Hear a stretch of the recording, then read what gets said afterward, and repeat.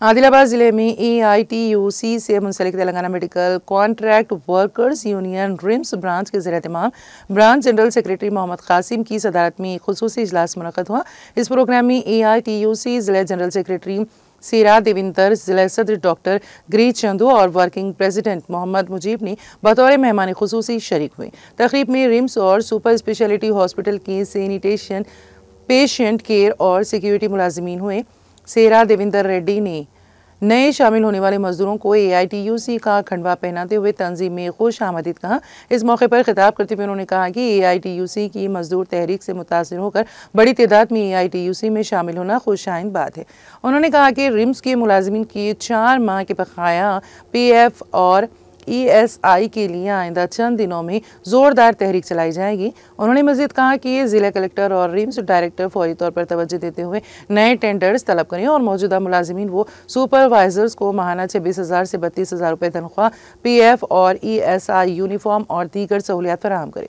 बसूरत दीगर आने वाले दिनों में AITUC की क़यादत में बड़े पैमाने पर एहतजाजी तहरीक चलाई जाएगी। प्रोग्राम के दौरान रिम्स सुपर स्पेशलिटी हॉस्पिटल की नई 8 रुकनी कमेटी का भी इंतखाब अमल में आया। इस मौके पर यूनियन कायदीन सैफ खान, राठौड़, रविंदर, अफनान और दीगर कारकुनान मौजूद थे। Telangana medical contract and workers union లో రిమ్స్ సూపర్ స్పెషాలిటీ కార్మికులు, సెక్యూరిటీ గార్డులు, అలాగే సూపర్వైజర్లు, పేషెంట్ కేర్లు, శానిటేషన్ వర్కర్లు AITUC పోరాటాలకు ఆకర్షితులై దాదాపుగా 30 నుండి 35 మంది ఇలా AITUCలో చేరడం జరుగుతుంది.